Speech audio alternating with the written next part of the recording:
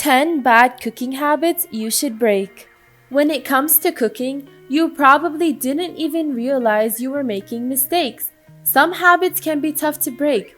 When it comes to cooking, you may have some bad habits that you're not even aware of.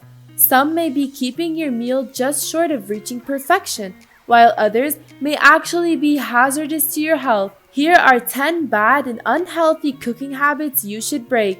Number 1. You don't properly preheat your cooking surface.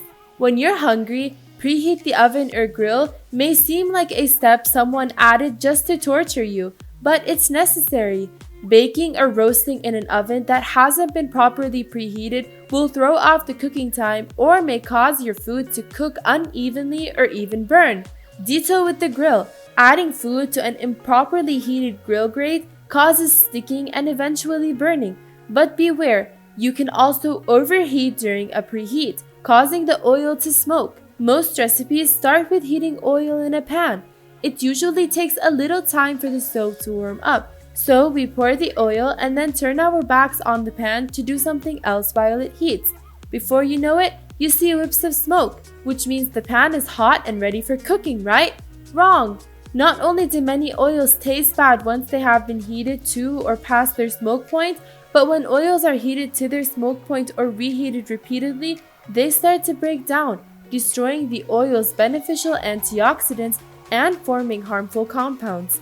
You can safely and healthfully cook with any oil, but not eating it until it's smoking. To get your oil hot enough to cook with, just heat it until it shimmers. Number 2, you dip and sweep the flour.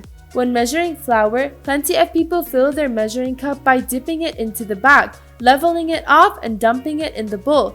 This is a common mistake. Here's why it doesn't work. The dipping notion packs the flour into the cup, giving you more than you really need.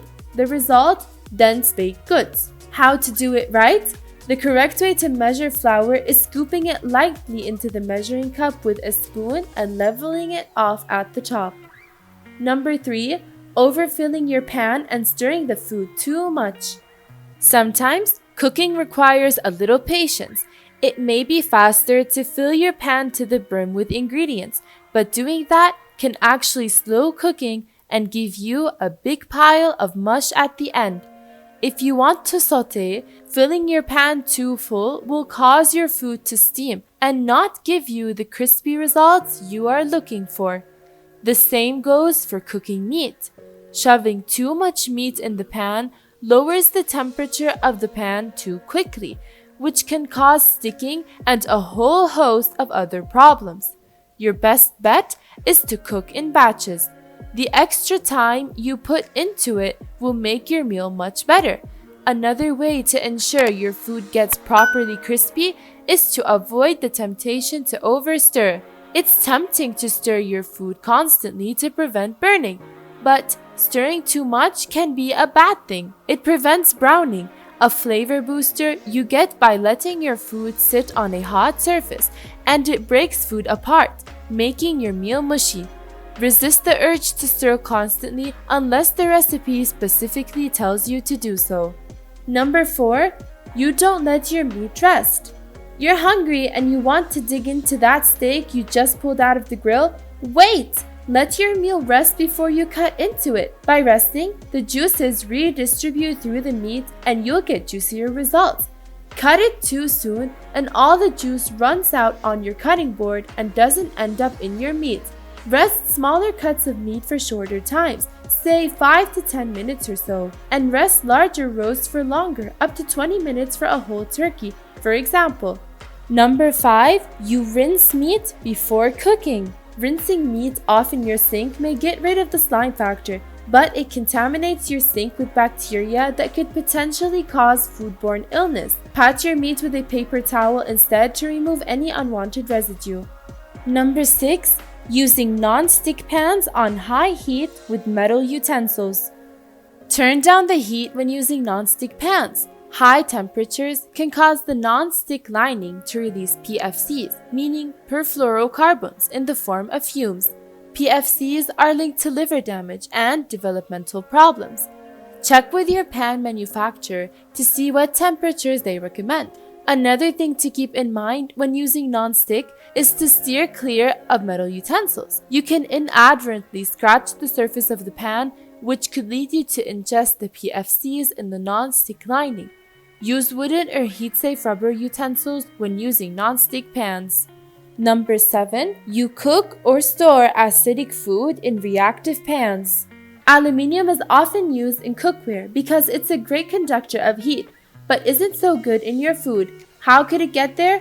Cooking or storing something acidic in reactive pans such as aluminium and cast iron can eat away at the metal and impart an off color and or off flavor in your food. Use a non-reactive pan such as stainless steel, enamel coated or glass when cooking with acidic foods like lemon juice or tomatoes to prevent the food from reacting with the pan. Number 8. Blending hot liquids. You only have to blend hot liquids and have them explode all over you and your kitchen once, because the aftermath is fairly memorable. Most blenders come with a removable stopper on the top. If you've ever been assaulted by hot liquids from your blender, it's probably because you didn't remove the stopper before you blended. Steam from the hot liquid creates pressure that literally blasts off the lid if the stopper is in place. To ease the pressure, remove the stopper and cover the hole with a folded towel to prevent a mess before blending. Number 9. Put prex dishes under the broiler. Prex pans are great for making casseroles, but use a metal pan if your recipe requires broiling, even for a short amount of time. Prex pans are not designed to withstand the heat from a broiler. If they get too hot, they shatter, and you'll have to start the recipe from scratch and have a big mess to clean up in your oven. Number 10. Overmixing batter. When you're making batter for baking or anything with large amounts of flour, you want everything to be well combined. And to combine, you mix. But too much mixing isn't good. The mechanical action of the mixing causes gluten to form in the flour, making baked goods tough. So gently mix until the batter is uniform, then put down your mixer. 10 dress code rules everyone in the royal family must follow. Being part of the royal family is an amazing privilege, but it comes with a lot of traditions and rules, some of which even affect the clothes they wear and how they style them. Here are 10 fashion protocols that royals have to follow. Number 1. Natural looking polish only.